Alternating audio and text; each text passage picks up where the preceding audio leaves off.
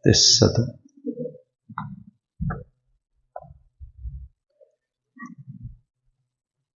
Assalamualaikum warahmatullahi wabarakatuh.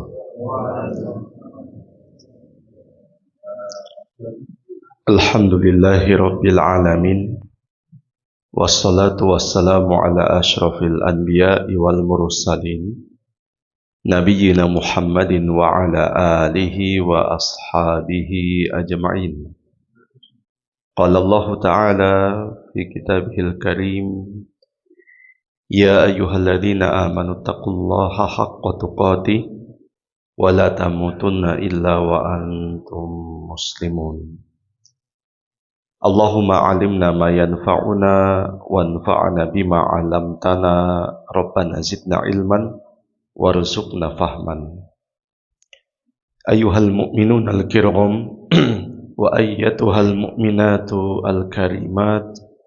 Bapak-bapak, ibu-ibu, saudara-saudari sekalian yang tercinta dan berbahagia, barakallahu fikum wa a'azzakum wa waffaqakum lima yuhibbuhu wa yardah.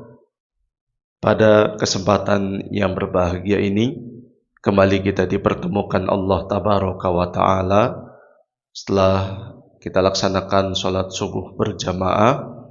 Kita manfaatkan waktu yang Allah Subhanahu wa Ta'ala berikan kepada kita untuk mendulang faidah melewati ayat-ayat Al-Quranul Karim melalui penjelasan para ulama mengenai tafsir ayat demi ayat dengan ulasan yang mudah, guna kita bisa pahami dan bisa kita praktekkan dalam kehidupan sehari-hari. InsyaAllah kita akan melewati kurang lebih 7 ayat masih dalam surat yang sama. Tadi sudah disampaikan oleh Ustadz, surat An-Nazi'at ayat 27 sampai 33. Kita mohon bantuan Ustadz Ustadz Anto untuk memandu kita. Silakan Ustadz. Ayat 27 sampai 33, setelah beliau baca kita ikut membaca biar mendapatkan pahala.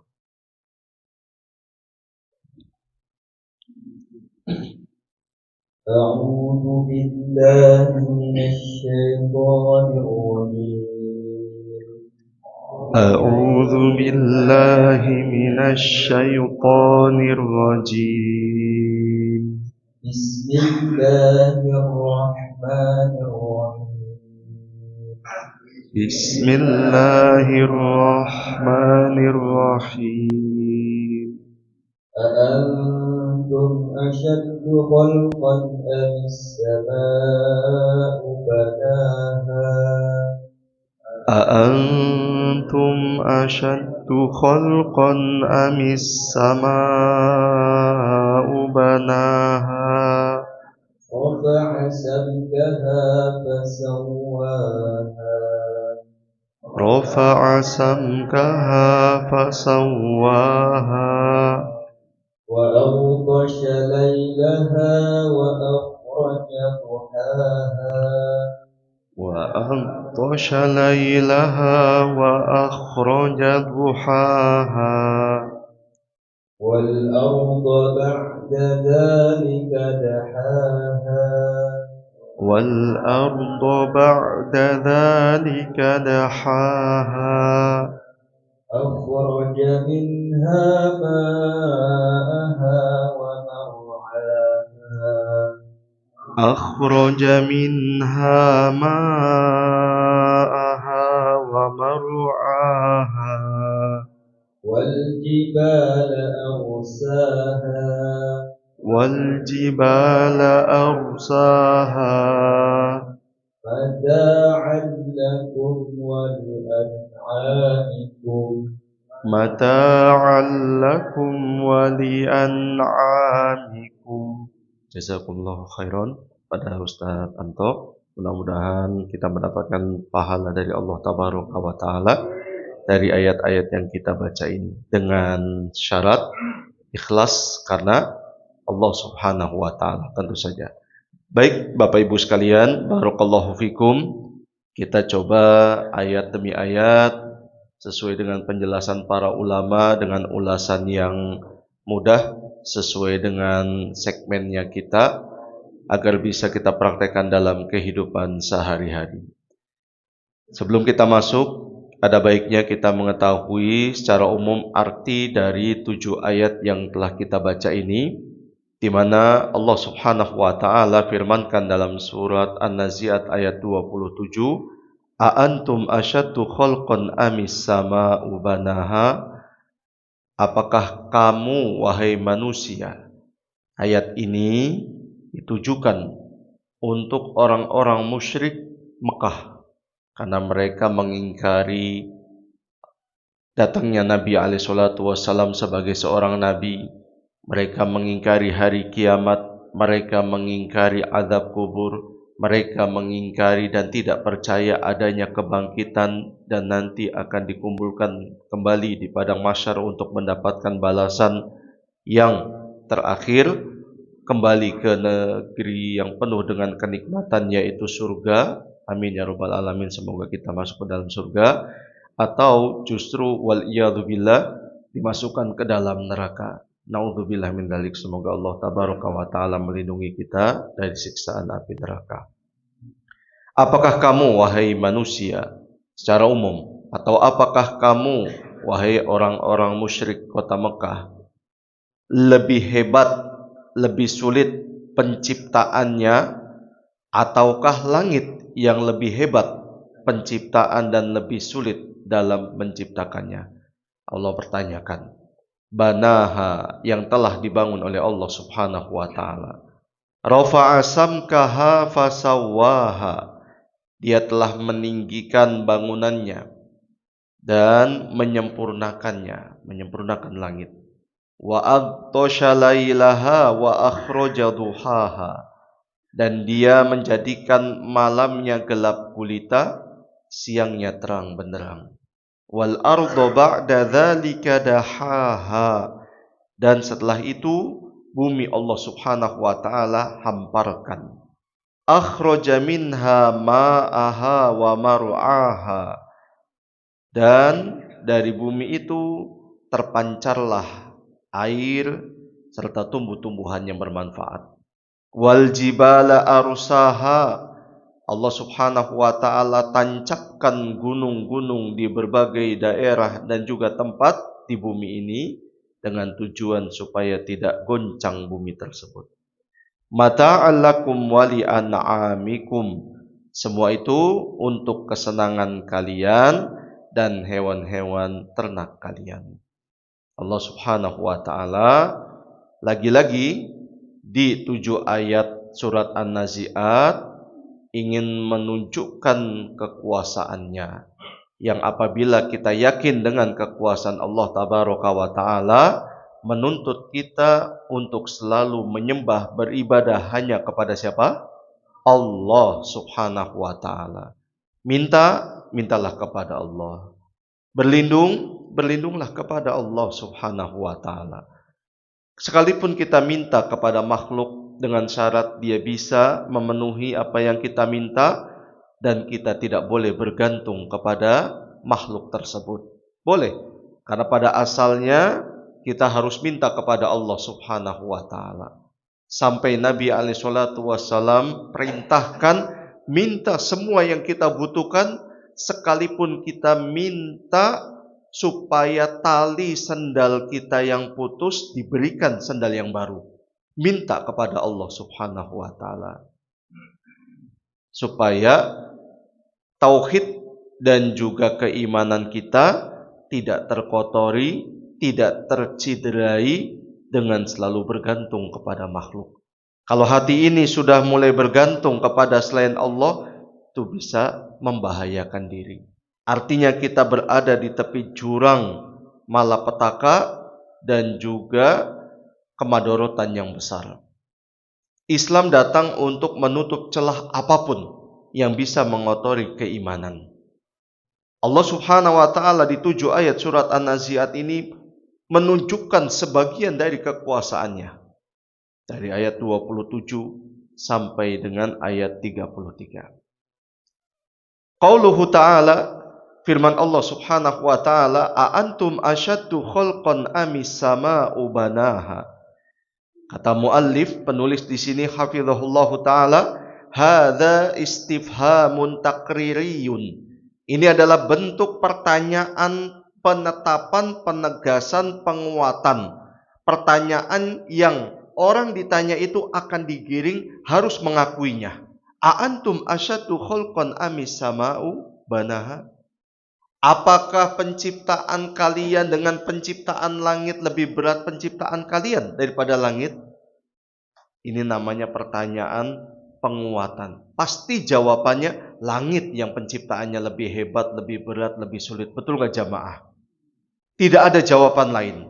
Ini namanya istifham takririyun.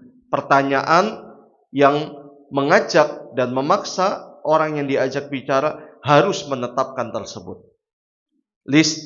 Listisyarati uqulil munkirina lil ba'thi. Mengajak orang-orang yang menggunakan akal, khususnya mereka yang mengingkari hari kebangkitan, supaya mau mengakui, mengimani, menetapkan Allah Subhanahu wa ta'ala Maha Kuasa. Kalau langit saja yang besar seperti itu bisa Allah ciptakan dengan mudah, berarti membangkitkan manusia dari kematiannya lebih mudah. Itu maksud dari ayat ke-27 surat An-Nazi'at. A antum asyaddu khalqan amis sama'u banaha? Kata penulis di sini, balis sama'u asyaddu khalqan minkum. Langitlah yang lebih dahsyat penciptaannya daripada kalian, wahai manusia secara umum, daripada kalian, wahai orang-orang musyrik Quraisy yang ada di kota Mekah. Sombong jamaah sekalian. Padahal mereka kalau dibandingkan negara-negara tetangga lainnya pada saat itu, masih besar negara-negara yang pada saat itu sedang berkuasa. Persia, Romawi. Mereka sombong. Hidup dalam dunia terpencil dan terisolasi, namun seolah-olah mereka memiliki segalanya. Faman qadara 'alal ashaddi fa kaifa yu'jizuhul aisar. Zat yang mampu menciptakan sesuatu yang besar, bagaimana bisa tidak mampu melakukan sesuatu yang kecil? Maksudnya siapa di sini? Allah Subhanahu wa taala. Allah menciptakan gunung dengan mudah. Allah menciptakan langit dengan mudah. Bagaimana mungkin Allah tidak mampu mengembalikan manusia yang sudah menjadi tengkorak, dagingnya dimakan hewan-hewan di liang lahat, kembali utuh jasadnya dari ujung kepala sampai ujung kaki. Sangat mudah bagi Allah Tabaraka wa Ta'ala. Cukup dengan firmankan kun fayakun. Tidak sulit bagi Allah Tabaraka wa Ta'ala. Wa huwa ba'thukum wa hasyrukum, yaitu untuk membangkitkan kalian dan mengumpulkan kalian di mahsyar dan akhirat, sangat mudah bagi Allah Subhanahu wa taala. Allah berfirman dalam surat Yasin ayat ke-81, awalaisal ladzi khalaqas samawati wal arda biqadirin ala ay yakhluqa mithlahum bala wa huwal khallaqul alim.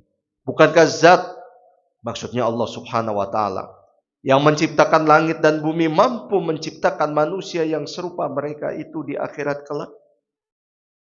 Kalau Allah mampu menciptakan langit dan bumi, Allah lebih mampu, bahkan sangat-sangat mudah mengembalikan manusia ke akhirat nanti. Benar, dialah yang maha banyak mencipta, lagi maha mengetahui. Ayat ke-27. Wa qauluhu ta'ala, sedangkan firman Allah Subhanahu wa ta'ala yang berikutnya, rafa'a samkaha fasawwaha wa marja'ud dhamiri ilas sama.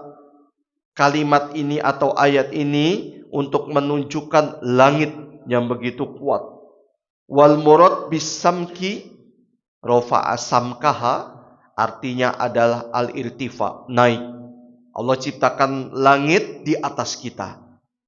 Ada juga yang mengatakan as-samku, rafa'a samkaha artinya adalah as-sakfu. Sakfu itu atap. Jadi seakan-akan langit itu menjadi atap bagi alam semesta ini, atau menjadi atap bagi bumi yang kita tempati dan tinggali ini. Itu arti dari samkaha fasawaha.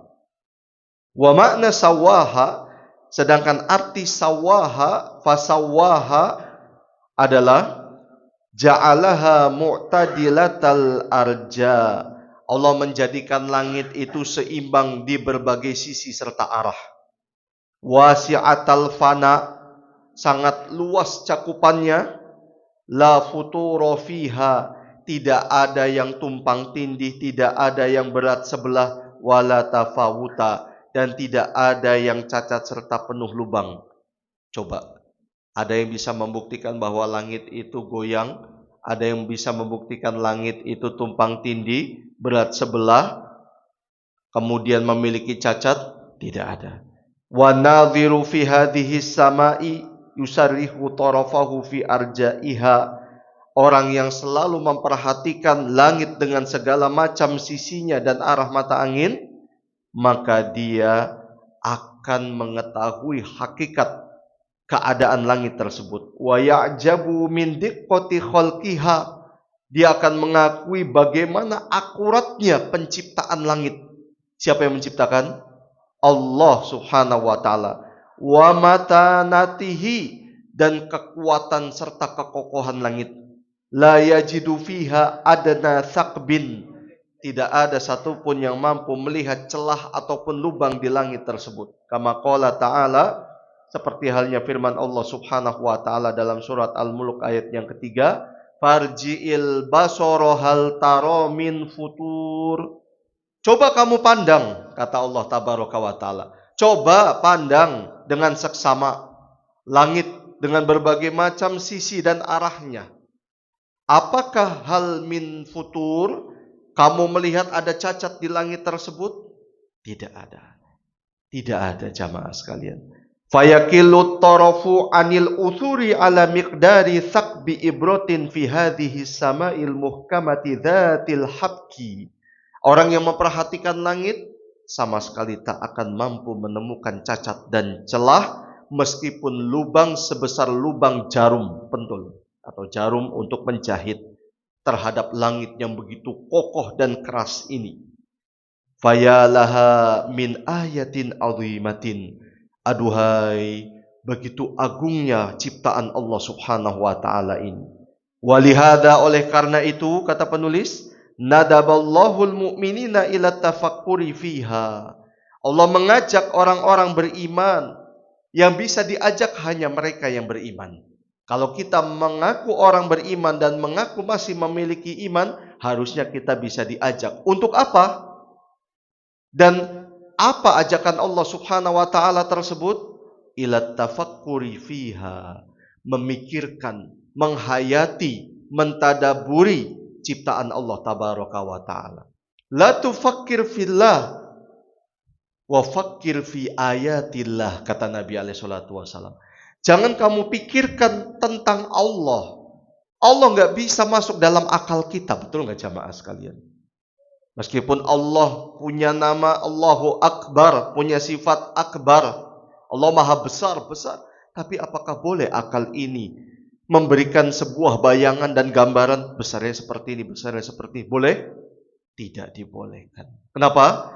Karena Allah berbeda dengan makhluknya. Walam yakullahu kufuwan ahad. Tidak ada satupun yang serupa dengan Allah tabaraka wa ta'ala. Tidak ada yang serupa. Justru yang harus kita lakukan, kata Nabi alaihi salatu wasallam, pikirkan saja kekuasaan Allah tabaraka wa ta'ala, supaya kita makin beriman kepada Allah Subhanahu wa ta'ala. Faqala ta'ala, sebagaimana contohnya firman Allah, afala yanzuruna ilal ibili kaifa khuliqat. Tidakkah kalian memperhatikan bagaimana Allah tabaraka wa ta'ala menciptakan onta? Bukan sekedar kita melihat onta, ada kepala, dua mata, dua telinga, badannya ada seperti itu bentuknya, ada punuknya, berjalan di padang pasir yang memiliki julukan Safinatus Sokhro, perahunya pasir. Tapi coba jamaah sekalian, pelajari dari ahlinya tentang kehewanan segudang keistimewaan yang dimiliki oleh unta. Salah satu contoh hewan yang dijadikan bukti tanda kekuasaan Allah tabaraka wa ta'ala. Kalau Allah mengangkat satu makhluk, berarti makhluk itu memiliki sesuatu di dalamnya. Betul nggak jamaah?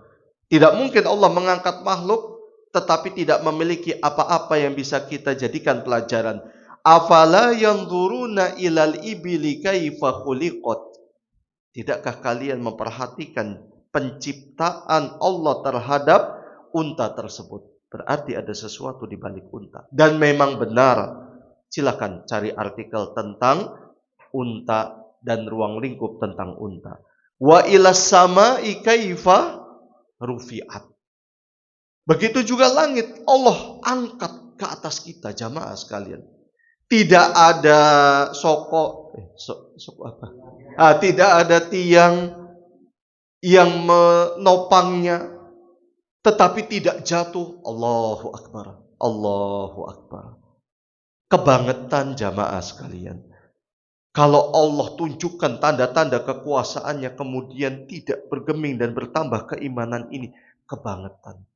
Berarti ada sesuatu di hati kita. Bukannya salah Allah, salah siapa? Salah kita. Karena mungkin kita yang banyak dosa. Dosa itulah yang akan menutup hati sehingga hati tak mampu mendapatkan pelajaran serta hikmah dari tanda-tanda kekuasaan Allah tabaraka wa ta'ala. Ayat ini memang khusus untuk orang-orang musyrik. Tetapi ayat ini harusnya juga untuk kita. Supaya kita semakin terdidik, semakin terawasi, seolah-olah ayat ini menjadi cerminan buat kita. A'antum asyaddu khalqan amis sama'u banaha rafa'a samkaha fasawaha. Tanda-tanda kekuasaan Allah tabaraka wa ta'ala. Qauluhu ta'ala, firman Allah subhanahu wa ta'ala, wa aghtosha lailaha wa akhraja duhaha marja'ud dhamiri ila aqrabi madhkurin wa huwa sama. Ayat ini juga sedang membicarakan langit. Allah menutup langit dengan malamnya dan mengeluarkan sinarnya. Kenapa disandarkan kepada langit? Karena terjadinya siang malam dengan pencahayaan adanya di langit apa di bumi? Di langit. Itulah sebabnya wa aghtosha lailaha wa akhraja duhaha. Di langit Allah tutup dalam keadaan gelap gulita. Tujuannya supaya orang istirahat, karena nanti ada lagi waktu beraktivitas saat wa akhraja duhaha. Saat langit Allah buka kembali, sinarannya pun menyinari bumi ini, disitulah nanti akan ada kegiatan dan aktivitas berikutnya. Wa fi ta'aqubil laili wan nahari hikamun balighatun. Dalam pergantian siang dan malam, kata penulis, terdapat hikmah yang begitu agung. Terdapat pelajaran penting yang begitu luar biasa mendalam. Yatulul maqamu bidzikriha, yang tidak mungkin kita rinci dalam kesempatan kali ini. Tidak mungkin. La taqumu hayatul adamiyyin wal hayawan wan nabat illa biha. Tidak mungkin ada kehidupan manusia, hewan, dan juga tumbuhan kecuali dengan adanya proses pergantian siang dan malam. Jadi pergantian siang dan malam juga punya hubungan yang sangat erat dengan kehidupan manusia, hewan, dan juga apa tadi? Tumbuhan. Falau ikhtalla dzalikan nidhamu, seandainya ada saja satu aturan yang terganggu, fenomena di alam semesta ini yang sudah Allah atur sedemikian rupa terganggu, lahasala ittirabun fil hayatil basyariyati, akan terjadi goncang dalam kehidupan manusia. Terjadinya bencana, terjadinya banjir, terjadinya tanah longsor, gempa, gunung meletus. Itu bagian dari salah satu aturan yang Allah telah buat. Terjadi sebuah cacat dan juga ketimpangan. Salah satu yang menyebabkan hal itu terjadi, dosa manusia, jamaah sekalian. Betul, menurut ilmu pengetahuan bisa dijelaskan. Kenapa antara satu pulau dengan pulau ini kok makin berjauh? Kenapa gunung ini kok meletus? Dan letusan yang pertama disusul letusan kedua bisa dijelaskan menurut ilmu pengetahuan. Betul. Akan tetapi di balik itu semua ada ilmu yang tidak bisa dijelaskan, namun itu dia penyebabnya. Ilmu itu namanya ilmu agama, ilmu keimanan. Dosa manusialah yang membuat alam-alam di sekitaran kita ini terganggu, jamaah sekalian. Padahal barangkali dosanya kecil, tetapi efeknya gunung meletus, banjir bandang, tanah longsor, gempa bumi, maraknya kejahatan di sana sini, dosa. Kenapa bisa begitu? Karena sikap meremehkan. Dosa kecil kalau diremehkan bisa menjadi dosa besar, tidak? Iya. Karena sikap meremehkan itu, dosa tersebut bisa menjadi besar. Nabi kita Muhammad SAW pernah bersabda, "Ma tawadda ithnani fillah fayufarraqu bainahuma illa bidzanbin yuhdithuhu ahaduhuma." Ada dua orang bersaudara, cinta karena Allah Subhanahu wa taala, bersahabat. Tiba-tiba mereka berdua dipisahkan oleh Allah Subhanahu wa taala. Yang dulunya sahabat menjadi musuh, dendam kesumat tidak pernah habis-habisnya. Bahkan dendam bukan hanya kepada mereka berdua, diturunkan kepada anak cucu, waliyadzubillah. Ini ada, jamaah sekalian. Kenapa? Karena salah satu di antaranya berbuat dosa. Satu berbuat dosa, efeknya jadi musuh. Coba jamaah, bagaimana kalau dua-duanya berbuat dosa? Barangkali itu yang terjadi pada kita. Kalau kita misalnya ingat-ingat, saya pernah punya sahabat, tapi sekarang kok jadi musuh.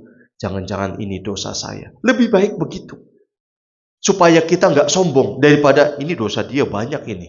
Gara-gara dosanya dia kita seperti ini. Di waktu yang sama kita telah berbuat dosa. Kenapa? Kita menuduh orang itu berbuat dosa. Dari mana kita tahu dia berbuat dosa? Jangan-jangan kitalah selama ini penyebab runtuhnya jalinan persahabatan yang ada di antara kita. Itu baru contoh kecil, jamaah sekalian. Apalagi kalau seandainya mata kita jadikan penglihatan secara luas. Fenomena alam yang semakin rusak. Tidak lain semuanya itu karena manusia. Waharul fasad fil barri wal bahri bima kasabat aidin nas. Telah nampak kerusakan di lautan, di daratan, semuanya karena ulah tangan manusia. Allah timpakan itu sebenarnya agar semuanya sadar, agar kita sadar kesalahan kita. Tapi ya demikianlah namanya manusia, tidak sadar-sadar juga. Sadarnya nanti kalau sudah ketemu malaikat maut, malaikat munkar dan nakir. Na'udzubillah min dzalik. Mudah-mudahan kita termasuk hamba Allah yang mudah menerima nasihat. Amin ya rabbal alamin. Dilunakkan hati kita, dilembutkan hati kita, menerima kebenaran dari siapapun, kapanpun dan dimanapun. Amin ya rabbal alamin. Kemudian Allah Subhanahu wa taala, fal mu'min, seorang mukmin sejati. Nah, di sini sebelum saya, karena cukup menarik jamaah. Wa yaksun an yakuna li talibil ilmi naw'ut tila'in 'alal ulumil haditsati fil falaki. Ada baiknya seorang muslim penuntut ilmu dia memiliki waktu sesaat untuk bisa mempelajari ilmu-ilmu modern seperti astronomi, ilmu yang mempelajari benda-benda langit, wafil fizia, ilmu-ilmu fisika. Tahu ilmu fisika nggak jamaah? Anggap ilmu alam. Wafi ilmi wadhaifil a'dha, ilmu fungsi organ tubuh. Wafi ilmi nabat, ilmu tentang tumbuhan. Wafi mukhtalafil ulumil hadithah, dan juga seluruh ilmu-ilmu lain dalam keduniaan, li'annaha tazidul mu'mina imanan, karena ilmu tersebut bisa menjadi wasilah orang beriman bertambah keimanannya. Berarti boleh nggak kita Pandai dalam ilmu dunia, boleh? Boleh. Salah satu syaratnya adalah jadikan ilmu dunia itu wasilah cara kita untuk menambah keimanan kepada Allah Tabaraka wa Ta'ala. Dan ini terbukti. Banyak buku-buku yang dijual belikan di pasaran, di lingkungan kita, di mana memuat kisah orang-orang yang memeluk agama Islam karena latar belakang ilmu mereka dengan ilmu yang berbeda. Ada yang masuk Islam gara-gara dia sebagai seorang dokter, setelah meneliti ternyata mirip yang dijelaskan di dalam Al-Quran, langsung aslam, masuk Islam. Ada yang berkecimpung di bidang lain, masuk Islam. Ada yang berkecimpung di bidang lainnya, masuk Islam. Kita yang dari lahir sudah muslim, muslimah harusnya lebih bertambah keimanan ini, jamaah sekalian. Kapan kita yang punya sumbernya, betul tidak?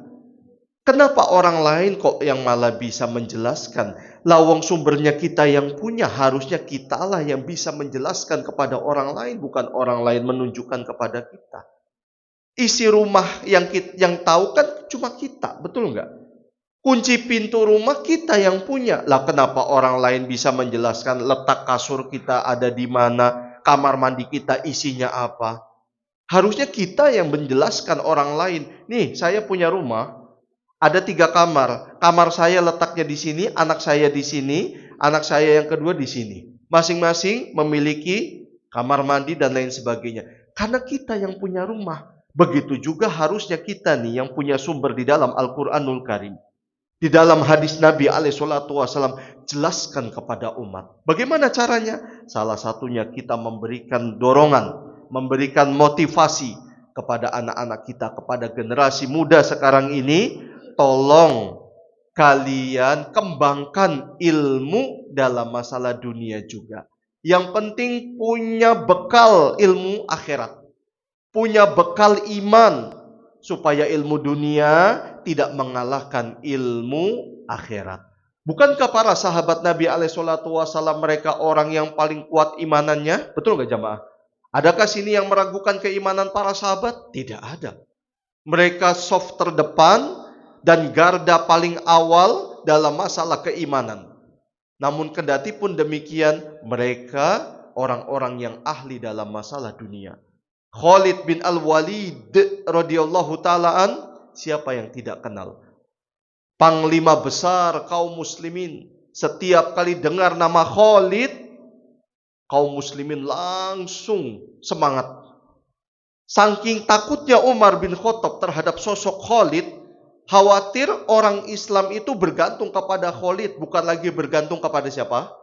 Allah Subhanahu wa ta'ala. Dicopot jabatannya dari panglima besar kaum muslimin, panglima perang.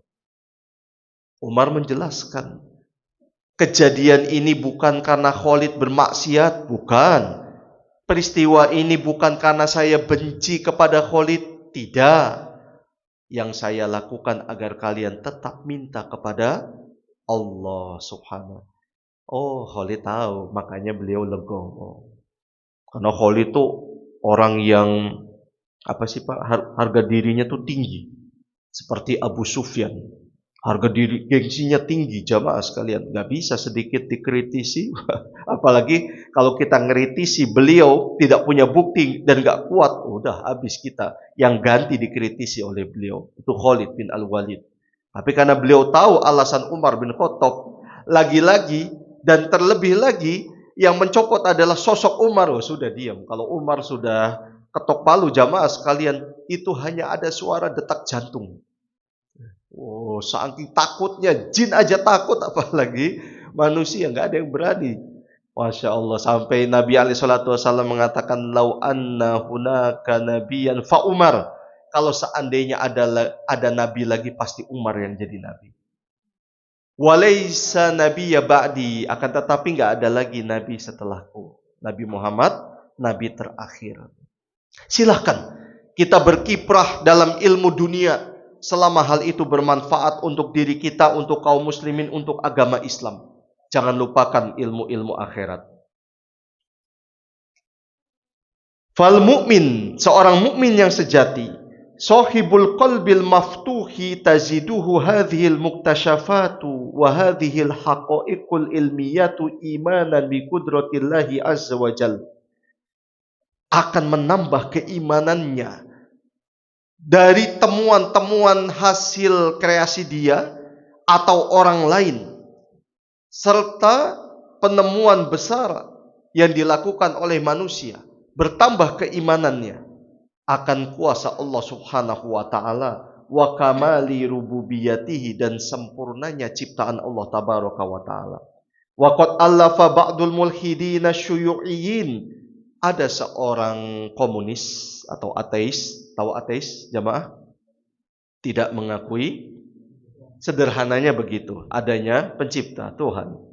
Ada seorang ateis qabla nahwi khamsina sanah, 50 tahun yang lalu, menulis kitaban, sebuah buku, samahu, yang dia beri judul Al-Insan Yaqumu Wahda, manusia itu hidup sendiri.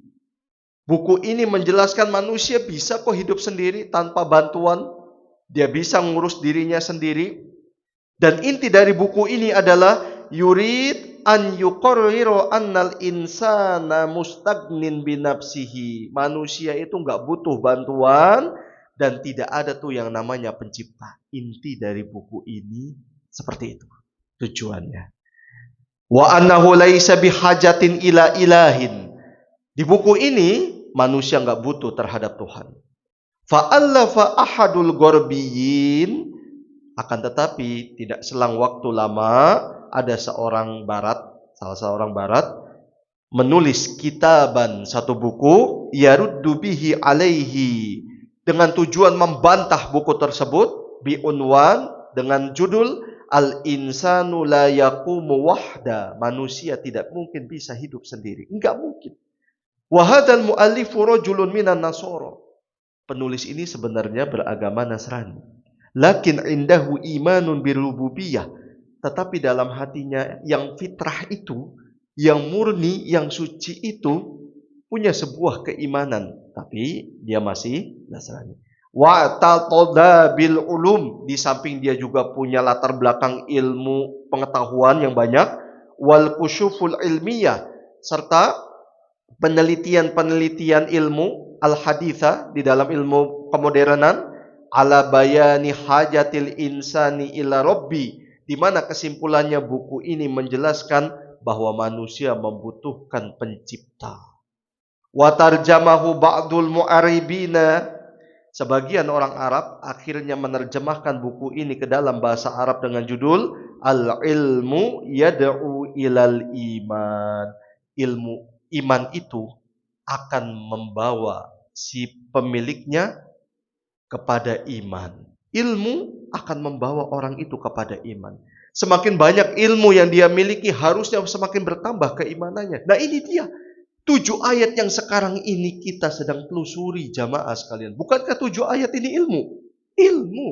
A'antum asyaddu khalqan amis sama'u banaha, rafa'a samkaha fasawaha, wa aqtasha lailaha wa akhraja duhaha. Ini semua ilmu.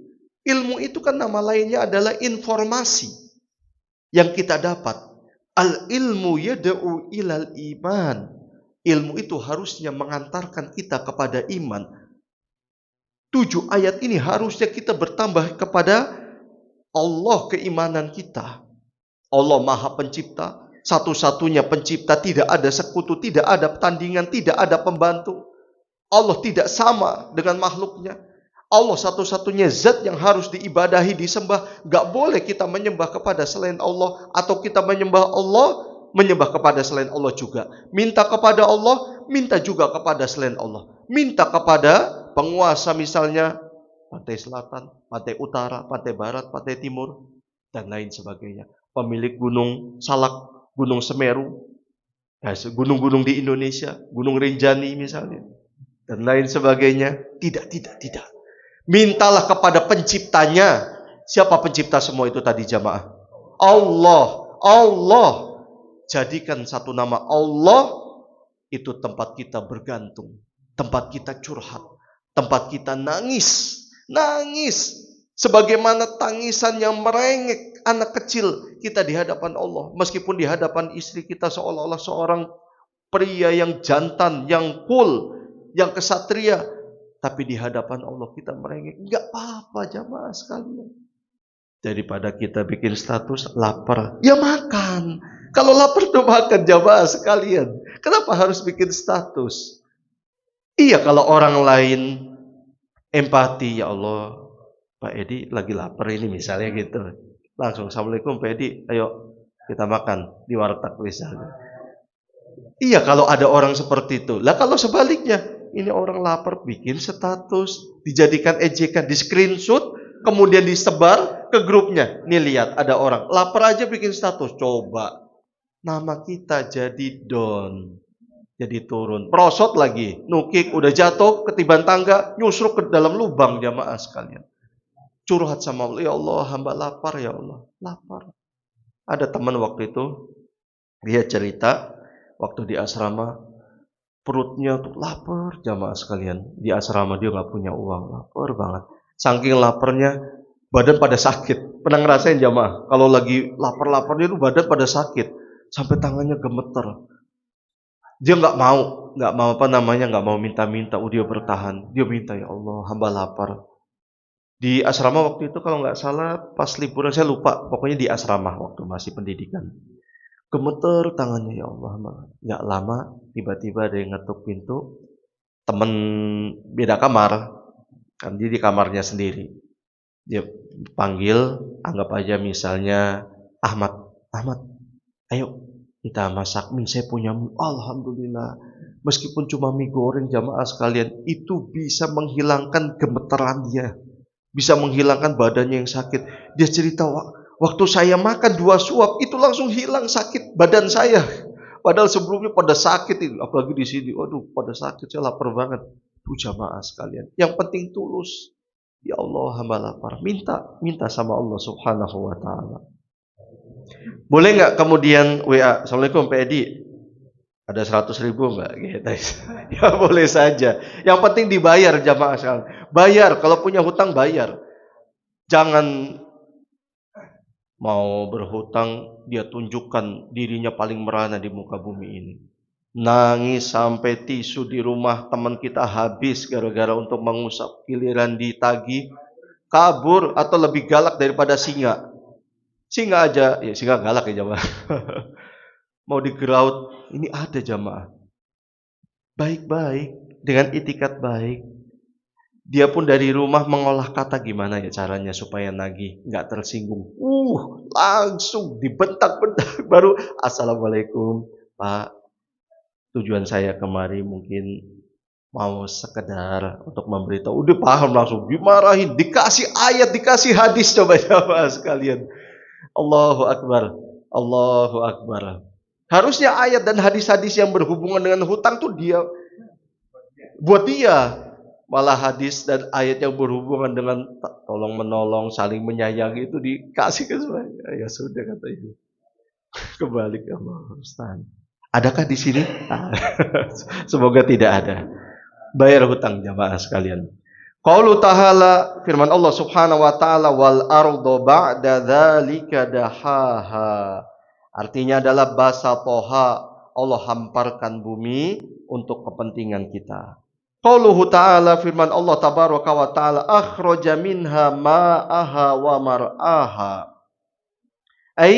Maksudnya adalah akhrajallahu minal ardi al-bihara wal anhara wa uyunal ma'i wa akhraja nabataha. Allah keluarkan dari bumi ini lautan, sungai-sungai, mata air, dan Allah keluarkan tumbuh-tumbuhan yang bermanfaat dan dimanfaatkan untuk manusia. Wal jibalu, qauluhu ta'ala, firman Allah Subhanahu wa taala, wal jibala arsaha, dan gunung-gunung yang Allah pancangkan di bumi ini. Wal jibalu fil haqiqati khalqun ajib. Gunung pada hakikatnya itu makhluk yang sangat unik dan ajaib. Ajib. Ajaib itu bahasa Arab, ajib. Idza ra'al insanul jibala dukhma, apabila kita melihat gunung yang besar, al-hailah yang megah, asyahiqoh yang tinggi menjulang, waqafa mutasogiron, kita itu berdiri merasa minder di hadapan kuasa Allah Subhanahu wa taala. Ya rohadal khalqal haila, karena dia melihat makhluk yang begitu besar ini, al-azim, begitu megah, alladzi yashukku ajwazal fadha'i bi thiqalihi, yang gunung itu membelah cakrawala langit, wa salabatihi, dan begitu kokoh serta keras, fayudri, sehingga membuat manusia itu sadar, dolata khalqihi amamahu, begitu kerdilnya diri ini terhadap gunung. Itu baru gunung jamaah sekalian. Itu gunung yang segitu gedenya, menjulang tinggi, puncaknya membelah cakrawala langit dengan berbagai macam arah mata angin. Lalu kita berdiri di hadapannya, kerdil diri ini merasa. Tapi kenapa kok yang paling sombong itu manusia setelah iblis laknatullah? Ya itulah manusia jamaah sekalian. Itulah manusia. Qauluhu ta'ala, firman Allah Subhanahu wa taala yang terakhir, mata'al lakum wa li an'amikum. Hadhihi hiyal hikmatu minal madhahiril kauniyati allati dzukirat. Inilah dia hikmah dari ayat-ayat sebelumnya yang Allah tabaraka wa taala sebutkan. Hikmahnya adalah mata'al lakum wa li an'amikum. Untuk kesenangan kalian, untuk kalian jadikan manfaat, dan juga hewan-hewan ternak kalian. Kuasa Allah Subhanahu wa taala. Al-fawaidul mustanbatati, al-mustanbatatu. Pelajaran penting yang kita bisa ambil dari 7 ayat yang mulia ini. Pertama, kata penulis, bayanu dalilin min dalailil ba'thi wa raddu 'alal munkirin wal ihtijaju 'alaihim bi khalqis samawati wal ardh. Ayat yang mulia ini, 7 ayat dalam surat An-Nazi'at yang kita baru saja lewat, menjadi bukti kuat adanya peristiwa kebangkitan. Bantahan telak terhadap orang-orang yang tidak beriman. Dan menggunakan bukti-bukti kuat, diantaranya dengan penciptaan langit dan bumi. Itu salah satu bukti adanya hari kebangkitan.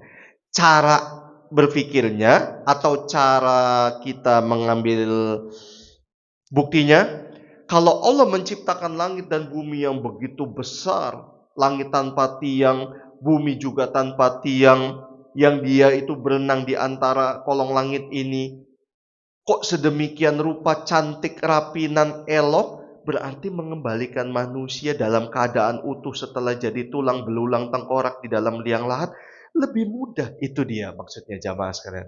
Cara kita membuktikannya. Langit itu besar, seperti itu. Wa dzalika fi qoulihi ta'ala, sebagaimana tercantum dalam firman Allah, a antum asyaddu khalqan amis sama'u banaha. Apakah kalian penciptaannya lebih berat, lebih sulit daripada penciptaan langit? Tidak. Langit yang lebih sulit, langit yang lebih berat. Kalian, maksudnya begitu jamaah sekalian. Faidah yang kedua, al-istidlalu alal akhaffi bil asyaddi. Allah menggunakan metode berdalil, berargumentasi, membawa bukti hal yang kecil terhadap hal yang besar. Hal yang kecil penciptaan manusia, hal yang besar penciptaan langit dan bumi. Jadi Allah memberikan bukti, perbandingan. Wa dzalika fi qoulihi ta'ala, sebagaimana firman Allah dalam ayat yang ke-27, a antum asyaddu khalqan amis sama'u banaha. Metode seperti ini jamaah sekalian juga pada akhirnya digunakan oleh para ulama kita. Tertuang dalam buku-buku mereka bagaimana caranya kita berdalil dalam setiap permasalahan. Baik akidah, ibadah misalnya, dan juga muamalah, hukum jual beli. Mereka menggunakan metode. Salah satunya Allah juga berdalil dengan dalil penciptaan langit, bumi, dan manusia. Mana yang lebih sulit? Apakah manusia ataukah langit dan bumi? Tentu langit dan bumi. Pelajaran penting yang ketiga, badi'u khalqis samawati wal ard. Indahnya, hebatnya penciptaan langit dan bumi. Udah diulang berkali-kali, berarti kan menunjukkan bahwa nggak ada apa-apanya penciptaan manusia. Dalam artian jangan sombong jamaah sekalian. Al-faidatur rabi'ah, manfaat atau faidah yang keempat, taskhirullahi lil makhluqati. Allah Subhanahu wa taala menundukkan seluruh makhluk ini, langit supaya tidak jatuh, tidak pecah, tidak hancur, bumi supaya enggak mantul sini mantul sana, sehingga menyebabkan alam semesta yang ada di dalam bumi, lautan, sungai, gunung akhirnya tidak teratur, diam. Untuk siapa? Mata'an li bani adama, kesenangan untuk bisa dinikmati manusia dan juga hewan ternak. Kama qala Allah Ta'ala, sebagaimana firman Allah Subhanahu wa taala, mata'allakum wa li'an'amikum. Yang terakhir, al-faidatul khamisah, annal asla fil asya'i al-ibahatu wal khillu. Hukum asal yang terjadi di alam semesta ini, yang di lingkungan kita, hewan misalnya, tumbuh-tumbuhan, hukum asalnya kita memanfaatkan itu boleh, mubah, halal. Kecuali ada larangannya. Contoh larangannya, kita tidak boleh memakan, hewan babi. Salah satunya darah dan lain sebagainya. Kalau tidak ada larangan, hukumnya apa tadi? Boleh, halal. Itu hukum asal yang ada di bumi ini. Allah berikan buat kita. Ini menunjukkan yang halal lebih banyak daripada yang haram. Jangan kemudian ada yang halal, yang haram aja susah. Gimana betul? Yang halal, gimana? Yang haram aja susah, apalagi. Jangan. Itu teorinya orang yang mudah putus asa. Orang beriman nggak mudah putus asa. Yang halal lebih banyak, cuma kan karena kita banyak dosa, akhirnya seolah-olah kita nggak mungkin bisa mendapatkan. Ya sudahlah, ya sudah. Ingat jamaah, afkaruka akdaruka. Pola pemikiran kita sedemikian rupa, yang kita akan dapatkannya sesuai dengan apa yang kita pikirkan. Masalah bahagia itu sekali lagi bukan hanya sekedar berlimpahnya harta. Belum tentu. Hanya dengan roti kering yang keras saja orang bisa bahagia, kalau dia memiliki hati qanaah. Imam Ibrahim bin Adham rahimahullahu ta'ala, setelah beliau mau pulang kampung, selesai pendidikan bersama teman-teman, transit sejenak di bawah pohon yang rindang di depannya sungai kecil, beliau membagikan roti kering yang keras. Cara memakannya direndam dulu di dalam air beberapa detik atau menit, baru bisa dimakan. Setelah mau menyantap, beliau berkata, "Lau alimal muluk wa abnaul muluk." Kalau seandainya raja dan putra mahkota mereka mengetahui manahnu fihi minan na'imi was surur, kebahagiaan yang kita rasakan sekarang ini, la jaladuna alaihi bisuyuf, mereka pasti akan merampas kebahagiaan itu dari kita. Padahal apalah artinya roti kering yang keras, jamaah sekalian, dibandingkan mereka para raja dan putra-putra mahkotanya, hidup di dalam istana yang megah dan mewah, dikawal penjaga yang kuat dan gagah perkasa, selalu dihidangkan makanan lezat dan minuman segar. Tetapi ternyata itu belum bisa membuat mereka bahagia secara hakiki. Belum bisa. Karena kebahagiaan urusannya ada dalam hati. Ada orang yang ayam belum berkokok, itu sudah ada notifikasi masuk ke dalam HP-nya 300 juta. Ada jamaah sekalian. Saking banyaknya nominal setiap hari sebelum ayam berkokok. Jadi itu saingan tuh. Uang masuk sama ayam berkokok. Saking banyaknya itu nominal, HP-nya sampai panas itu. Saking nggak nampung tuh, saking banyaknya 300 juta jamaah sekalian tuh. 300 juta ada di hadapan kita, mau apa ya? Luar biasa ya. Umroh dulu, umroh, kalau bisa haji. Tapi dia cuma bisa makan sayur bening sama nasi sih. Apa sekecil apa bahasa kita? Sedikit saja. Saya comot. Sayur bening doang. Dan sayur bening, ya namanya bening, nggak ada ampas-ampasnya. Coba 300 juta sebelum ayam berkokok. Kita syukuri. Ketoprak, sikat, kan begitu jamaah. Mau yang Karetnya satu apa karetnya dua, atau ujungnya disobek, sikat pokoknya. Gado-gado nambah. Habis makan gado-gado, lontong sayur padang misalnya. Pakai emping, sotomi. Alhamdulillah. Nah, orang ini cuma sayur bening jamaah. Jadi kebahagiaan terkadang tergantung apa yang kita pikirkan. Ayo, mumpung kita masih diberikan kesempatan, ciptakanlah kebahagiaan itu dengan memohon pertolongan kepada Allah Subhanahu wa taala. Anak sehat, anak berbakti, seharusnya itu sudah bisa menjadi alasan kita bahagia jamaah sekalian. Gak perlu nunggu nanti miliaran, sudah. Apalagi kita nggak tahu apa iya kita seperti dia. Susah jamaah sekalian, susah. Allahu a'lam bishawab. Monggo kalau ada tambahan. Ya, ada.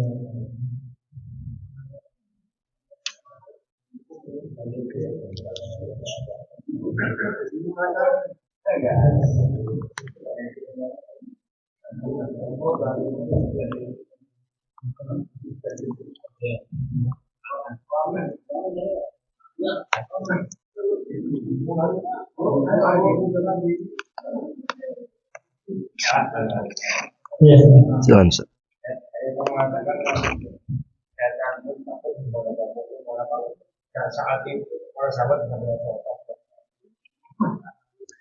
Cukup.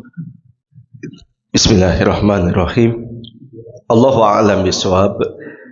Yang saya ketahui, sependek pengetahuan saya sampai detik ini, untuk melihat wujud asli syaitan kita tidak bisa. Hanya para nabi yang Allah Subhanahu wa taala izinkan. Adapun jelmaan syaitan dalam bentuk yang lain, iya. Jelmaan bisa dilihat oleh siapapun, bukan hanya anak kecil, orang dewasa juga bisa. Begitu juga para sahabat. Banyak para sahabat yang melihat dengan syaitan, tetapi yang pernah bertarung sama syaitan langsung itu 2 orang. Kalau berdasarkan riwayat, yang saya pernah ketahui baru 2 orang saja sahabat yang pernah adu gulat bertarung sama syaitan. Yang pertama Umar bin Khattab dengan Raja Jin, kalah langsung Raja Jinnya, bukan Umar ya, Raja Jinnya yang kalah.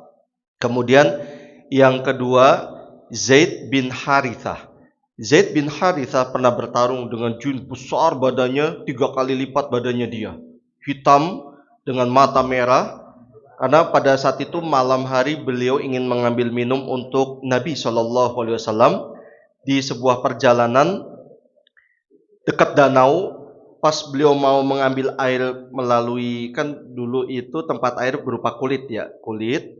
Pas masukin tiba-tiba seolah-olah di belakang beliau itu ada yang sedang memperhatikan. Setelah dilihat betul besar badannya, lalu bertarung, kalah pada saat itu. Masya Allah, para sahabat itu ya sudah ditinggalkan oleh Zaid bin Harithah. Pernah juga Abdullah bin Mas'ud radhiyallahu taalaan suatu malam jalan bersama Nabi SAW. Tiba-tiba Nabi bilang kepada Abdullah bin Mas'ud, kamu tetap diam di sini apapun yang terjadi. Nabi menjauh dari Abdullah bin Mas'ud sampai mendekat sebuah pohon-pohon kurma yang berdempetan, sampai tubuh beliau itu tidak terlihat lagi.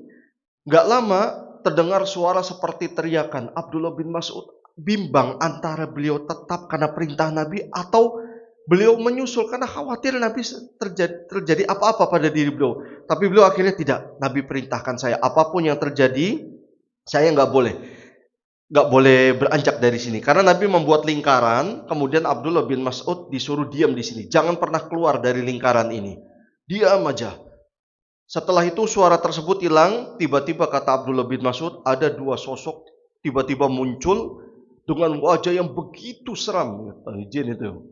Langsung dilihat oleh Abdullah bin Mas'ud, 2 makhluk tersebut mendekati beliau. Kami saling tatap-tatapan. Abdul bin Mas'ud gak gemetaran, apalagi kencing di celana jamaah sekalian. Tidak, saling tatap-tatapan. Kalau seandainya Abdullah bin Mas'ud itu keluar, maksudnya diizinkan, beliau akan berhadapan, maksudnya akan dilawan. Karena beliau ingat perintah Nabi, jangan keluar dari lingkaran itu, jangan. Beliau tatapan beliau itu tatapan berani, bukan tatapan takut. Gak lama kedua makhluk yang menyeramkan ini lalu pergi. Gak lama Nabi SAW muncul dari arah beliau hilang di pohon-pohon kurma. Jadi kesimpulannya, Untuk wujud aslinya Allahu a'lam bishawab. Tapi kalau wujud jelmaannya siapapun bisa melihat kalau memang diizinkan oleh Allah tabaraka wa taala. Allahu a'lam. Apa? Cukup? Baik. Cukup. Baik. Kita cukupkan sampai di sini, semoga bermanfaat. Wa sallallahu wasallama ala nabiyyina Muhammad wa ala alihi wa sahbihi ajmain. Subhanakallahumma bihamdika asyhadu an la ilaha illa anta astaghfiruka wa atubu ilaik. Assalamualaikum warahmatullahi wabarakatuh.